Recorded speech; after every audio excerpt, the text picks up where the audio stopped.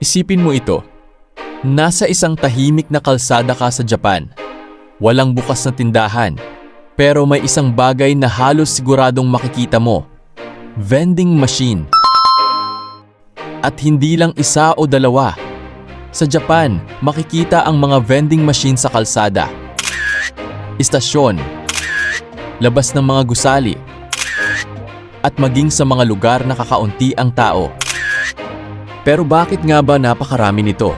Ang sagot ay hindi lang dahil mahilig ang mga Japanese sa convenience. May malalim na dahilan kung bakit naging bahagi na ito ng kanilang pang-araw-araw na buhay. Una, sobrang importante sa Japan ang convenience at mabilis na serbisyo. Sa halip na pumasok pa sa tindahan para bumili ng simpleng inumin, pwede kang huminto sa vending machine, magbayad at makuha agad ang gusto mo.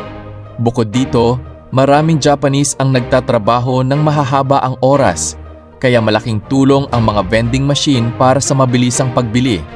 Makikita rin ang mga ito malapit sa train stations at workplaces kung saan maraming taong nagmamadali papunta o pauwi mula sa trabaho. Isa pang dahilan ay ang mataas na antas ng tiwala at seguridad sa Japan. Karamihan sa vending machine ay maaaring iwan sa pampublikong lugar nang hindi nangangailangan ng malaking bantay. Dahil mababa ang antas ng krimen kumpara sa maraming ibang bansa, mas praktikal para sa mga negosyo na maglagay ng automated machines. At hindi lang malamig na soft drinks ang mabibili rito.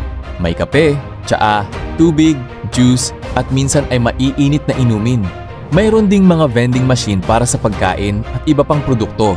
Pero higit sa lahat, ipinapakita ng vending machine ang isang mahalagang bahagi ng kulturang Japanese, ang pagsasama ng teknolohiya, disiplina, at convenience.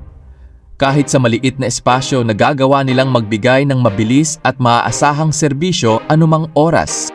Kaya kapag nagpunta ka sa Japan at nakakita ka ng vending machine sa halos bawat sulok, huwag kang magtaka. Hindi ito simpleng makina lang.